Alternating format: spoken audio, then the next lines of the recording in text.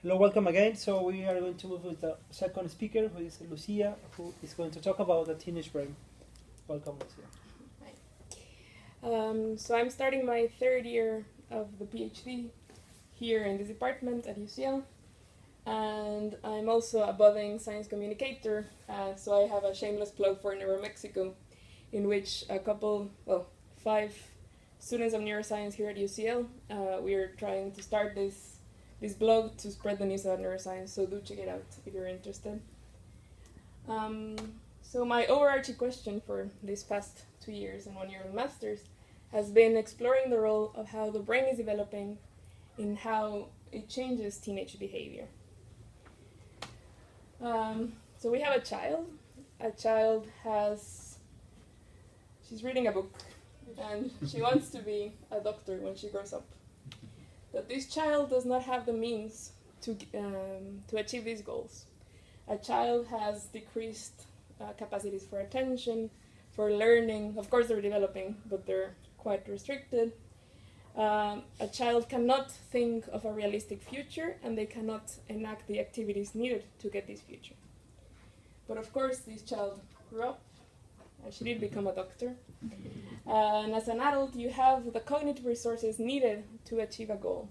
We have the capacity to plan, we have the capacity to transfer our goals into effective behavior. And I did become a doctor, but of course I went through a very painful process that we called adolescence.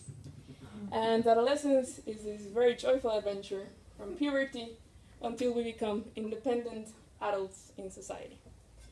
So I want to draw your attention to the fact that puberty is very biologically defined. We can measure hormones, we can measure body changes, but the end of adolescence is the complete opposite. It's very much not related to biology, much more to the cultural and social aspects of our interaction with the world, and as such, we are struggling a lot to define the end of adolescence. And it's a very heated debate. We used to think it ended at 18, but now with information from neuroscience, as you'll see, the brain is still developing past 18. So what does that mean?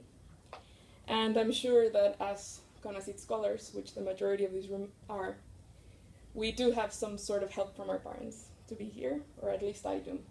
So am I an independent adult in society? I think that's a very relevant question. So as I said, during adolescence, we experience very big biological changes, both in the body and in the brain. Important, very, very important psychological changes. And as I said, the way in which we interact with society.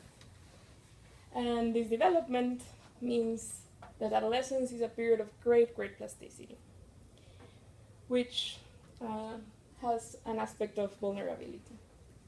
So we know that during adolescence, there's increased risk-taking behavior when compared to childhood and adulthood. You might think back to your own adolescent years. There is increased negative and positive peer influence. So most of the crimes committed by adolescents, for example, are done in gangs, whereas in adults they tend to work alone. There's increased sensation seeking, which is increased experiences in sex, drugs, and reggaeton, or whatever it is that adolescents these days do. As Elisa was mentioning, it is a key period in future habit formation. So during adolescence, because as children, we are also forming our habits, but we're very dependent on what our parents tell us to do, right? But as adolescents, we define our own eating habits that have a lot to do with obesity, our own exercise habits, sleep patterns. We pick up addictions like smoking or alcohol during adolescence. So it's a very, very important time in life in which we should be intervening. And it is also the first episode of the majority of mental illnesses will manifest themselves during adolescence. Adolescence is overall a very healthy period, and accidents and HIV are the principal cause of death and morbidity. And as you can see, both of them are preventable. So this is the big motivation behind adolescent research. What can we do to prevent these negative consequences? But on the more positive side, this period of great plasticity also brings opportunity. So during adolescence, we have increased exploration. We move away from our parents and we start asking the questions of who we are, what we want to do. We start defining ourselves. There is increased independence. There is increased learning capacity.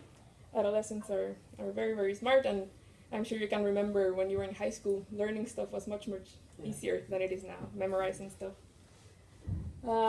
Peak physical health happens in adolescence. It's the time of your life where you'll be your healthiest. So that boat has sailed. And there's increased engagement with society, which is a very useful feature because there's increased teamwork, increased networking, increased sense of responsibility for society. And it's very interestingly the key aspect in which we form our key memories. So studies looking at 60, 70-year-old people ask them to remember songs, to remember important experiences in their lives, and they all point towards the fact that between 15 and 25 or 30, there's a reminiscence bump. So the things by the end of your life that you'll remember the most happen during adolescence and early adulthood, which has to do with the fact that you experience very important things, like moving abroad to do a master's, but also because there are some changes in the brain that are enabling memory formation. Okay. Cool. So the brain is all about communication. The purpose of our brains are to enable us to move around the environment and communicate with our environment. And the way the brain works is by communication within the network. Right? So the brain is all about sending information around in the synapses between neurons. And the key feature of brain development during late childhood and adolescence is to make this communication as efficient as possible. The brain is very, very expensive. The brain consumes the majority of our oxygen and our glucose. And the objective of adolescence is to make this use as efficient as possible. So the brain is made up of two things. One is gray matter, and gray matter are the neuron bodies and the short-range connections between those neurons. And then there's white matter, which are the long-range connections between the neurons, right? So big nerves going across hemispheres going to the body. And there are two principal mechanisms by which the brain develops.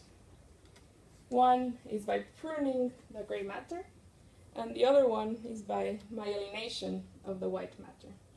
But let me explain further. So as a child, we're born with a set number of neurons that will never increase, right? And in early childhood, the child, based on these experiences of the world, will create many, many, many connections, because that's the way our brain learns. So the child will be exposed to, say, two languages, so the child will create connections and will reinforce language connections. And as you can see, the density of the brain increases. But this is very, very inefficient. We can't keep it up. So it's very useful because it lets us learn things very, very fast, but it's very inefficient. So what happens between late childhood and adolescence is that, based on our experiences, we'll start pruning away things we don't need. So our brains are shrinking during adolescence, and that is a good thing. It's not very noticeable, but they are getting smaller, and that makes them more efficient.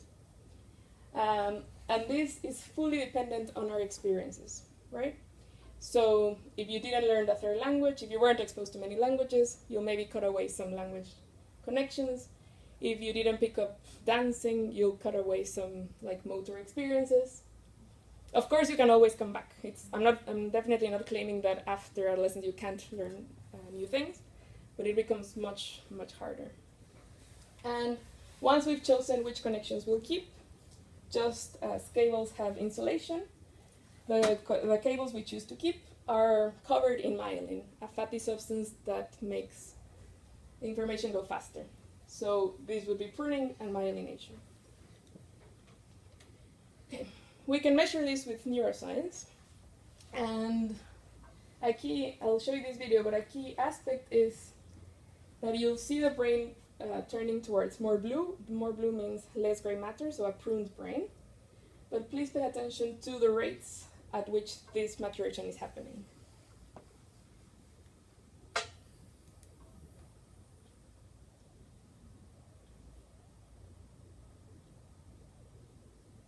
So you can see that there are different rates at which different brain regions are maturing. And that has given us the key to explain adolescent behavior using the brain. So if you put your hands on your head, maturation will happen from the back to the front.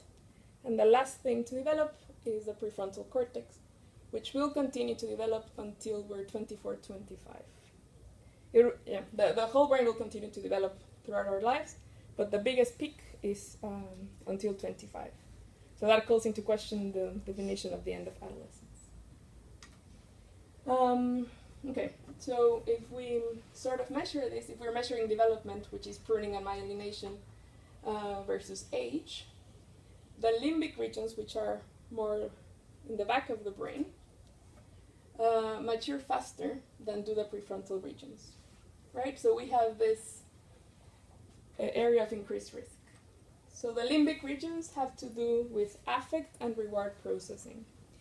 So these are the accelerators of the car, if you will. These are the regions of our brain that are very sensitive to our environment, to our friends, to our peers, to drugs, to all of motivation.